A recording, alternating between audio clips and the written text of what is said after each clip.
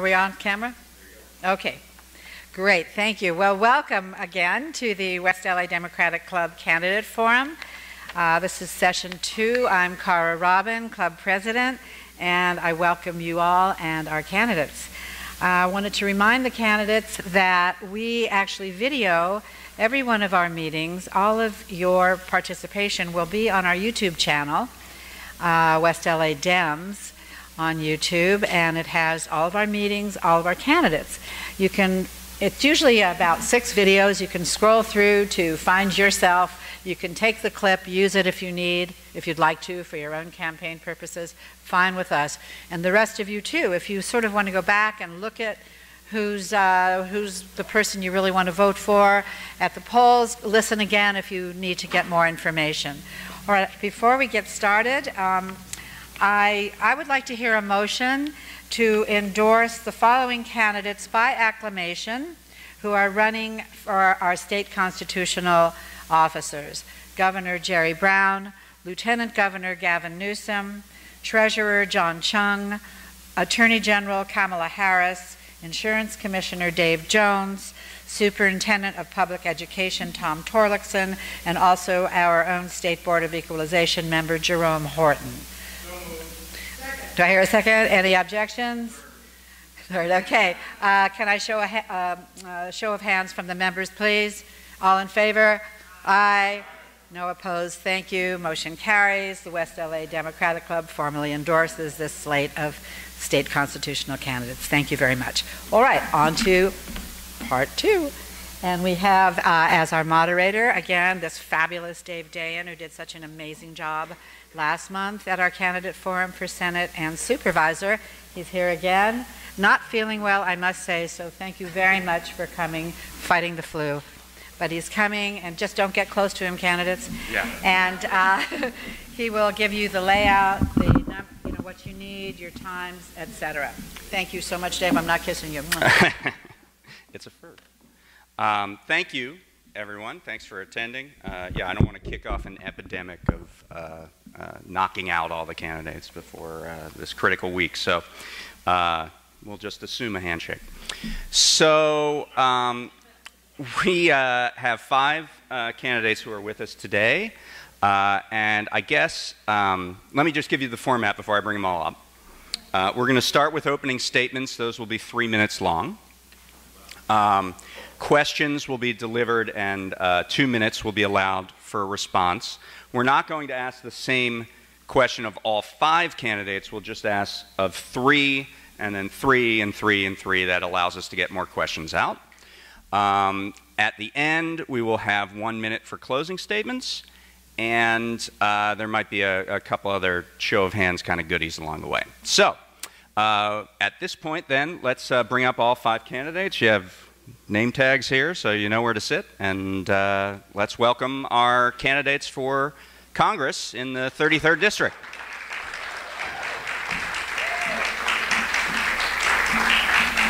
How's it going? Nice to meet you. Nice to meet you. I'm not scared. Okay, nice to meet you. Nice to meet you.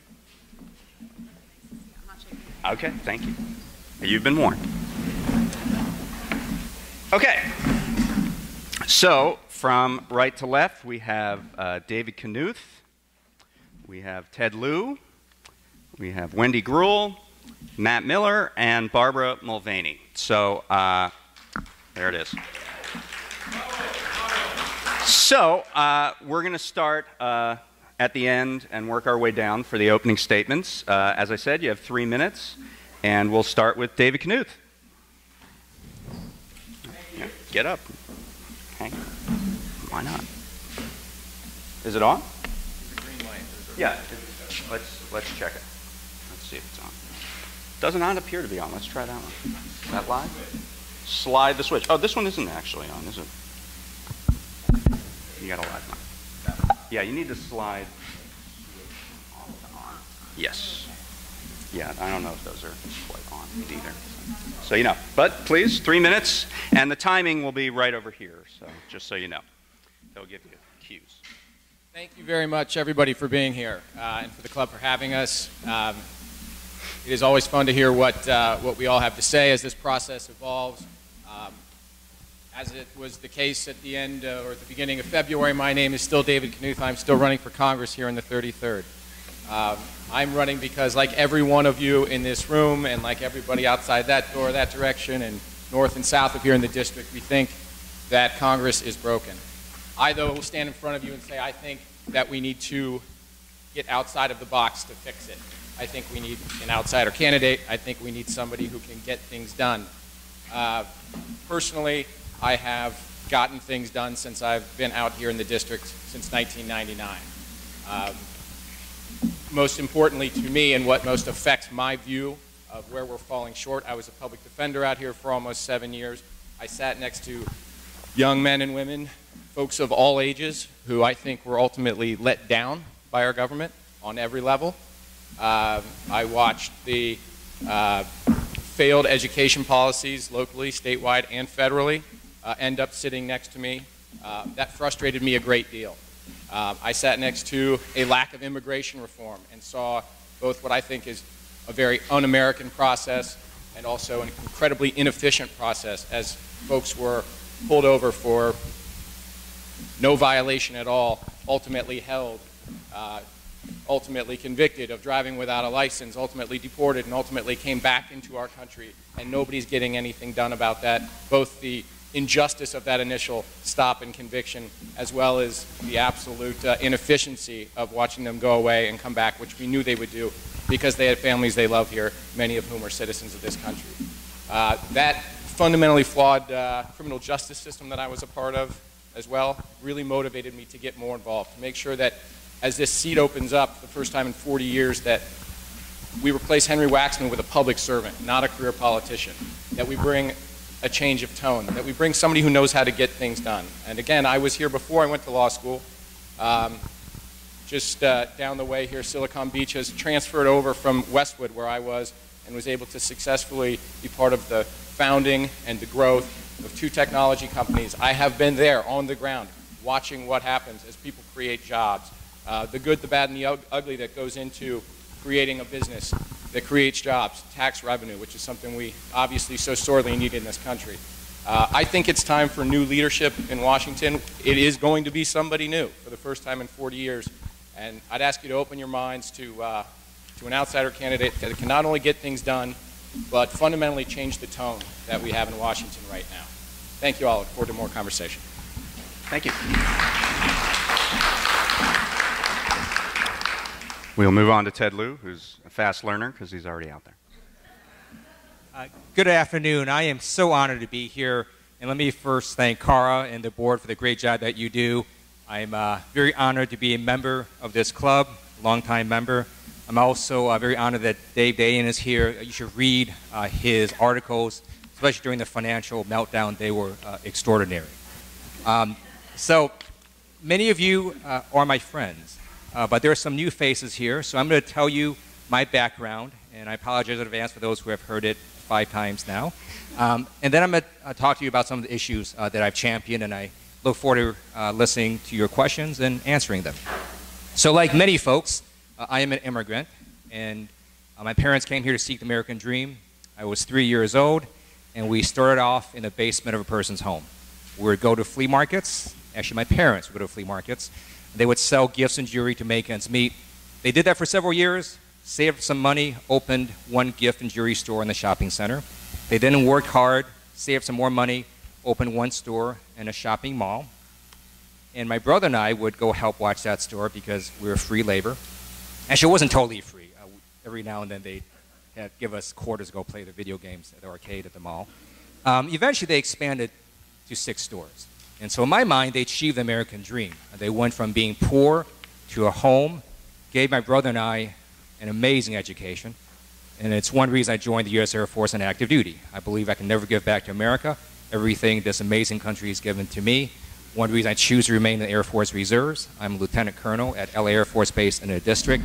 And I had an amazing time when I was on active duty in the Air Force. I participated in Operation Pacific Haven, where we went in and airlifted over 7,000 Kurds out of northern Iraq because Saddam was enrolling and killed them. Flew them to Guam, processed them, based them, and helped them acclimate. And then many of them went on to successful places in the United States. For that, I won the Air Force Humanitarian Service Award for my work in that operation. After the Air Force, I then went to private practice in a law firm, went to financial services company, was elected to Torrance City Council in 2002, State Assembly 2005, and the Senate in 2011. And I have a record. I have cast hundreds of votes. Actually, it's thousands. And if you see that record, it is one that matches this district. I've always fought for 99%, honored to have supported and voted for the minimum wage increase in California, signed into law, supported and voted for the DREAM Act, signed into law, authored comprehensive mortgage reform legislation during our financial collapse, signed into law, took on a tanning industry, banned UV tanning for minors under 18, signed into law. Other states have now replicated it.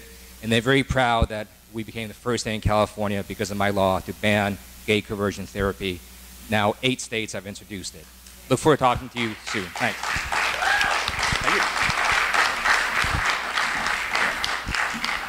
All right, Wendy Greuel. I'm watching you touch that, so, you know. Thank you so much, and nice to see so many familiar places. And I do have to thank Rick Tuttle for his singing ability today, which was extraordinary, and being an incredible controller in the city of Los Angeles. You know, all of us were surprised when all of a sudden Henry Waxman said, "I'm not running for re-election." All we've known is Henry Waxman for 40 years. We could all list his accomplishments, from the Clean Air Act, Clean Water Act, to making sure baby formula actually is good for babies, making sure that we took on the tobacco companies and said, enough is enough. It's addictive and it is going to impact lives, and people will die from that. He is someone who stood up on the issue of climate change a long time ago. And just last weekend, he was honored by the Stonewall Democratic Club for his efforts on gay rights. And particularly, he mentioned that day, which I don't think I knew, this is one thing I didn't know, that he was the first in the early 70s to introduce legislation that would have stopped discrimination for anyone's sexual orientation in employment. And how many years later we still don't have that? And so when people ask me why I'm running for Congress, because I want to continue that legacy of Henry Waxman, of being a fighter and a doer.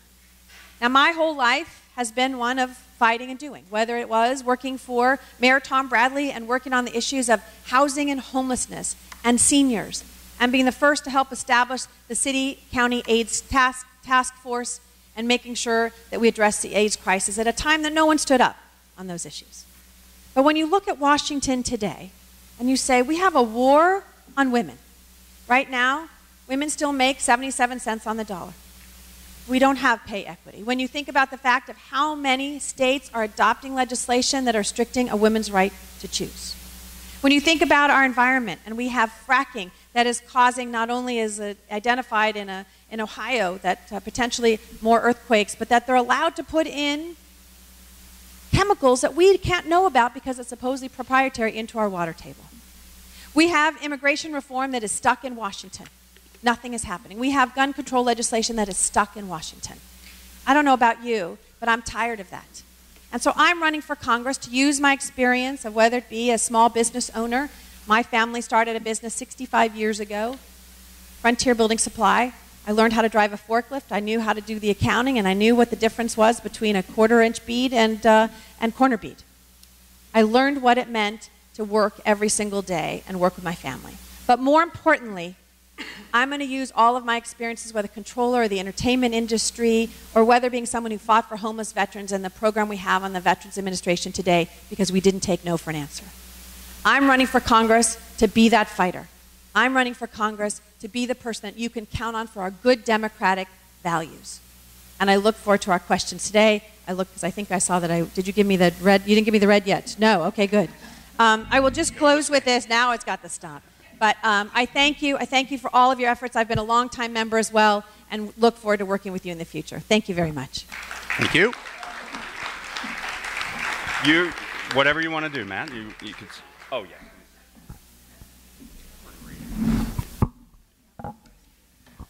All right, so we have Matt Miller now.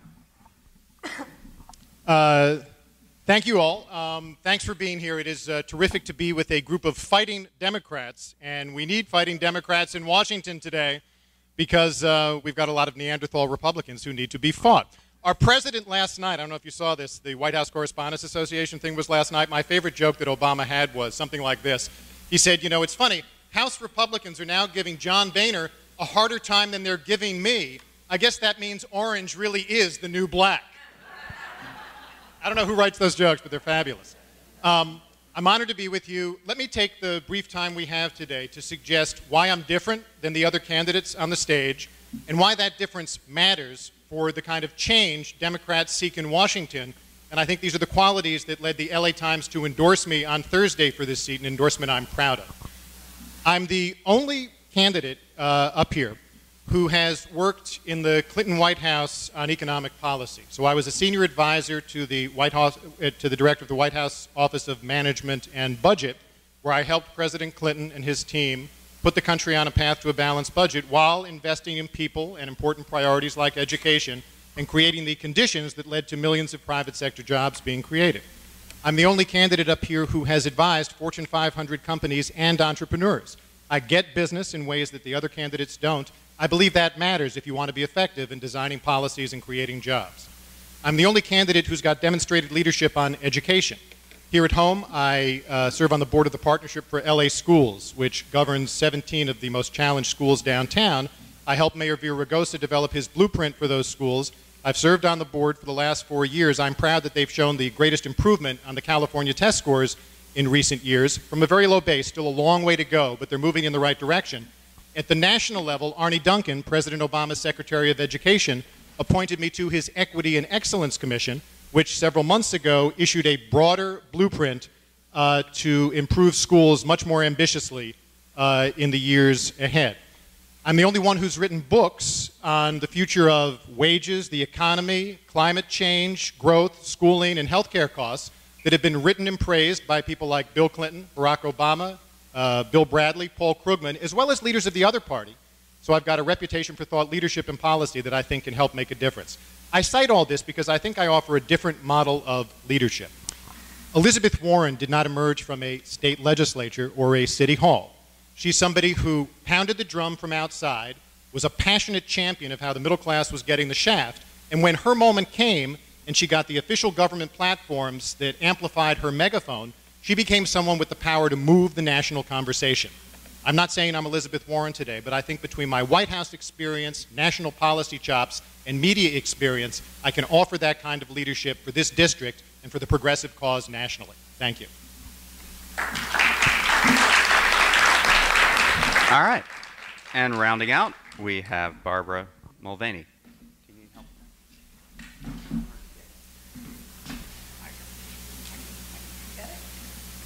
I really want your podium, but I don't think Free floating. it is my pleasure to be here. This is my, can you hear me? You cannot. It is on. Yeah, I turned it on. Hello. There we go. It is my pleasure to be here. This is my home turf. Until they took it down, the skateboard ramp right here was the one my nephew used. And I grew up in Playa del Rey, and one of my favorite endorsements is from Allen's Aquarium, right down the street where I got my first fish. I still go in there and I buy dog food for all 5 dogs that we have at the campaign headquarters. They love us very much. But it's my pleasure to be here. After 9/11, I was actually living here at Lincoln and Rose, underneath the Santa Monica airport. And after 9/11, the planes actually did stop at Santa Monica airport. And I decided, I was a prosecutor here and actually in Miami and also Santa Fe, New Mexico, but I decided that I wanted to do something pertaining to our national security. So I applied overseas, and I was offered a job by the United Nations to prosecute the Rwandan genocide. So I left the comfort of home and Allen's Aquarium, and I went to Tanzania, where we have a different kind of animals. We actually have, we don't have bears, but we have lions and tigers. No, we don't have tigers either. But I spent 7 years in Tanzania prosecuting the masterminds of the Rwandan genocide. I convicted them for rape, crimes against humanity, war crimes, and genocide. It was a humbling experience, and I was recently honored by the Rwandan government. I was back there 2 weeks ago, and I was honored by the women of the parliament. There are 2/3 women in the parliament there in Rwanda, and they honored me. And but from there, I went to Baghdad, and I worked for the U.S. State Department. I'm the person they bring in when there's a very complex problem. So I was joking around with Henry Waxman because he actually set up the anti-corruption job that I took in Baghdad.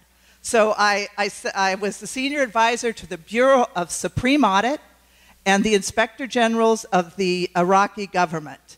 I also set up a women's leadership program there for 80 women that were newly elected to office. But what I'm most proud of, I think, are all the women's issues I've worked on throughout my life. I've only got 15 seconds left, so I'll have to tell you about them later. But I hope you will look at my website. It's Barbara Mulvaney for Congress.com. I would appreciate your vote and your vote. Thank you. Bye-bye. Okay. You take that with you. All right, so we will begin the round of questioning, and I know that I said that you'd have 2 minutes for each answer, and that's true except for the first one, where I'm just going to give you 30 seconds because my question is that since the way that Congress is currently constructed and the way you might be in the minority, what committee you end up on is going to play a major role in what your focus will be. So if you could just tell me quickly what committee you would most want to join in Congress in 30 seconds and perhaps a little bit of why. So just we're going to go down to all 5 of you. What committee and why? Education is my answer, All right. both because it's what shapes so much of why I'm running, also because it's not only an issue that has to do with our children and their access to the American dream, but it's an economic issue. It touches virtually every segment of our politics and of our country. And long term, it is the solution to what ails us, is access to education for everybody. Great. Ted. So the cool thing about Congress is sometimes you can sit on more than one committee. So I'm going to give you 2 answers. I would love to sit on energy and commerce as well as education. Hard to get on those committees as a first termer, so it's something you have to work up towards. But energy and commerce, because I do believe climate change is an existential issue for humanity.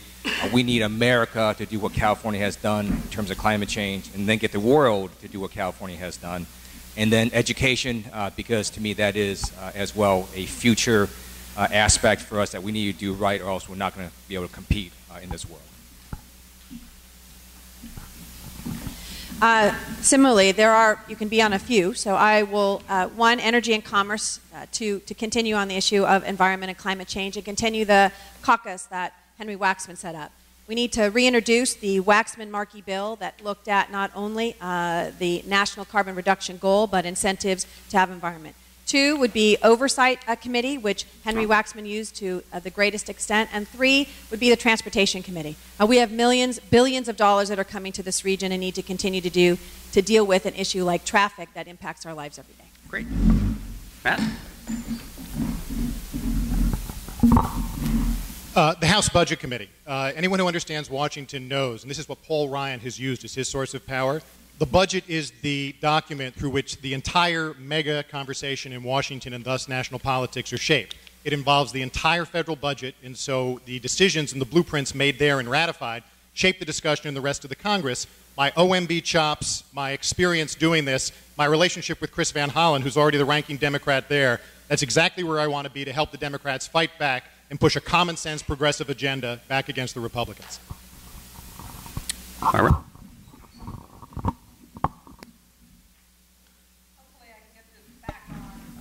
I've been reading Henry Waxman's book, and I would recommend it to all of you. But the one thing that he talks about is his position on the Oversight Committee, and he talks about the hearings that they held on the fraud and abuse in Iraq and the pallets of the billions of dollars of the pallets of $100 bills that came into Iraq that disappeared. I worked on those when I was in Iraq, and I would like to continue the legacy of working on waste, fraud, and abuse. Those are our taxpayers' dollars, and we need to protect them. Thank you. Great. Okay, so we're going to go into questions, but to let you know, throughout the forum, I'm going to ask you a question about that committee at some point. So prepare. Okay, but first we're going to go into general questions, and as I said, 3 of you will have a chance to answer each question, and so on and so on and so on. So we'll start here. One of the big things in the news this week in this district is Toyota moving its headquarters to Texas. I know there's been a lot of spirited debate around that among the candidates. It is unclear what the role of California's business climate played in this, or whether it had more to do with corporate consolidation and geography. And there are indications that a vanishingly small portion of lost jobs in California is because of businesses leaving. Now, I certainly, with Ted and Wendy, who have had discussions over this, I would like you to respond to the comments that have been made. But also, how do we get out of this box where politicians and policymakers think they have to bribe businesses with tax abatements and goodies to relocate? How do we do that at a federal level to stop this race to the bottom? Well, I think obviously it is tragic that 3,000 jobs are leaving. I also think just to sort of address the idea that this has been a topic of some serious debate in this, through the papers anyway, already in this campaign. I think one of the ways, what everyone's talking about up here is changing a tone and getting things done in Washington. I don't think that the way to change the tone is to behave like typical politicians. And I think, unfortunately, instead of the tragedy and serious debate that needs to be going on about jobs leaving the state of California, and to the extent that the representative from the 33rd in California can change that, I don't think it's a constructive part of that discussion to point fingers and in any way score a political point when this awful thing has happened for so many workers, and certainly Toyota is not an isolated incident. Rick Perry was on Meet the Press this morning literally looking into the camera and asking more companies to leave California and telling them how warm the water is in Texas. So it is a serious problem. I do think it's something that obviously there is California policy that is a part of that. It's not so much, I think, about bribing companies to stay in certain geographical regions, especially for our region, because this is such an attractive place to live. It's an attractive place to raise a family. It's an attractive place to go swimming in the ocean. We don't have to bribe people, but I do think that there's a certain level of reasonableness that to make it viable for companies to be in this region. And when we do that, this particular district always wins, because we are here. Not all of us. I was born in Columbus, Ohio. I was not lucky enough to be born right here in Venice, where I live now. But there truly is no zealot like a convert. I'm not leaving because it's the best place to live in America. And I think as long as we can make it viable, we win as a district. You can remain seated if you want, if it's easier for you. It's not, but, you know, go crazy. I probably should have. It's okay. Go ahead. Thank you for that question. So I'm angry at what happened, and it's very clear Toyota kept this a secret because they didn't want to talk to the local officials or the governor because they weren't really interested in negotiating. This was a nationwide corporate governance decision where they consolidated operations from Kentucky, from Michigan, from New York, and from California, and then moved them to Plano, Texas. Now, you know, it's easy to, you know, for various folks to politicize this. My focus is on helping the families that are affected by this, and whatever we can do to work with them as a constituent matter. My office is working with them, and I will work with them. I also tend to deal and always have dealt with facts. And so factually, it is absolutely true that companies leave California. It's also true that companies enter California. And so when you look at a Public Policy Institute study that looked at this, it showed that California is somewhere in the middle when you net out companies that leave and companies that come in. But it's also clear our economy is changing. So we will lose companies for which they will not do well in California and gain companies for which they will do well. So I'll give you an example. Nissan left California a few years ago. They moved their headquarters. Then they came back and they built a really large R&D facility in California. Why? Because we have amazing intellectual capital, an amazing higher education system. We have lots of folks that are really good at research and development. It's one reason I've authored the research and development tax credit expansion. I do want to make California R&D capital of the world. And the way we succeed in California is emphasize our competitive advantages, things that we can do better than other states or other nations. For example, we have ports, right? Switzerland is never going to have a port. And Idaho will never have a deep water port. If we can incentivize that, that's why I have a bill on that right now to create a statewide business plan for our ports and also put in the Export Finance Office, which will help businesses here get loans so they can export to other countries. Okay, thank you. And I hesitate to disagree with our moderator, but we are losing jobs. We are losing jobs. And this week, when Toyota made the announcement that they were leaving, a lot of them were angry. I sat down on Friday night with a number of the employees who were going to lose their jobs. And what they said to me is, we want our politicians to be somebody that we can call and work with. We want to be able to say, you know, we're thinking about consolidation may happen. Is there anything you can offer? Are there other things that we can do here? That's what I've done as a city council member and controller, which was working with businesses. Moving forward on business tax reform in the city of Los Angeles, where we were told if you did business tax reform, oh, you're going to break the bank. But in fact, we saw more businesses move into the region. What I heard from these employees is they said, we want someone who goes to Congress who says, how do we keep the jobs here and have that open dialogue, even though we ultimately may disagree. When you think about the entertainment industry, they will tell you, we are being, and you see today, I think it was today, I read it at nighttime, so I don't know if it was yesterday's paper or this morning's paper, but on the entertainment industry, and that we're losing those jobs every single day. New York is cleaning our clock. It's our signature industry. I cannot tell you how many families have said to me, I have to move for 6 months of the year to another state, and ultimately I move there. But it's not just those jobs that move, it's all of the ancillary jobs that are impacted by it. What you need in a Congress member and a senator and a governor and a president, all that is saying, we want those jobs here. And we're going to do everything we possible to be competitive. And I believe California has some of the best employees, best trained individuals. We need to do better on education, has been talked about a little bit here today.